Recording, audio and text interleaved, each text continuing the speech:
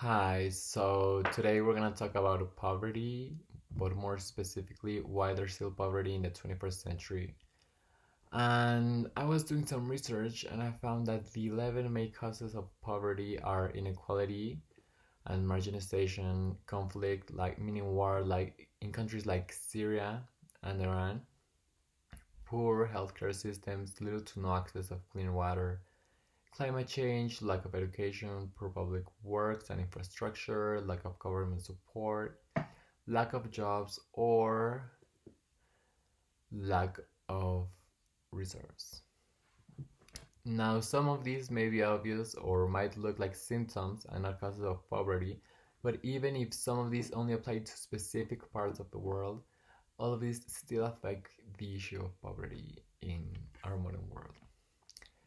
Why is poverty not okay? Well, um, many think that poverty is okay, especially people that have privilege and have lived all of their lives with privilege. They think that poor people are poor because they want to and not because they don't have another option. But that is because they live in a bubble and don't realize that all of our actions collectively as a society affect those with fewer resources. Or maybe they don't know that most systems are set to make the rich people richer and not give the people in need the opportunity to grow. What are three main causes of poverty in Mexico? Now, when talking poverty, a country that you might think is in a bad situation is Mexico. Especially if you judge from what you see in movies, you might think that Mexico is a really poor country, but I mean, in a way, you're right because even though Mexico is the 15th richest country in the world and the fourth richest country in America, nearly 25 million Mexicans make less than $14 per day. 25% of the workforce is underemployed and nearly 5% is unemployed.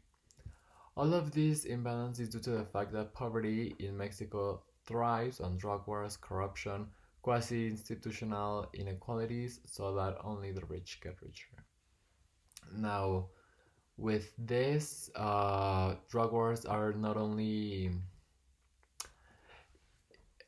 the article I read about this goes more deep into the illegal activities that sometimes people that are in need sort to because they don't have the proper education, they don't have an opportunity to get a job because they don't have an education and they don't have any chance to survive unless they participate in these illegal activities, and so that's why most people that are in that work environment choose that. It's not because they want to, it's because otherwise they won't be able to feed themselves or their families. So yeah, how can they better be addressed? They meaning these issues. And in the tech talk of Esther Duflo, she said that alleviating poverty is more guesswork than science, and lack of data on AIDS impact raises questions about how to provide it.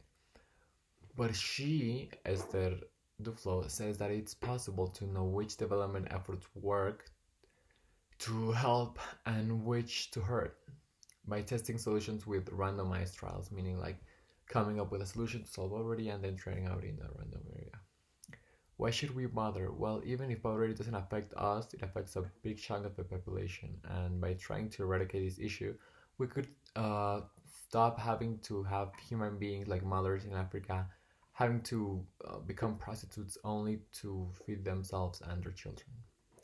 What can we as individuals do, if anything, to help cure poverty?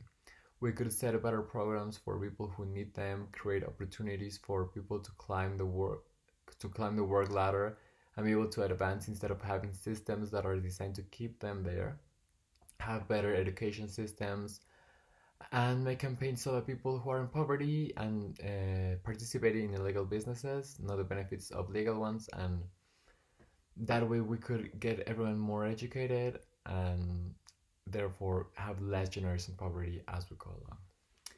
Thank you so much.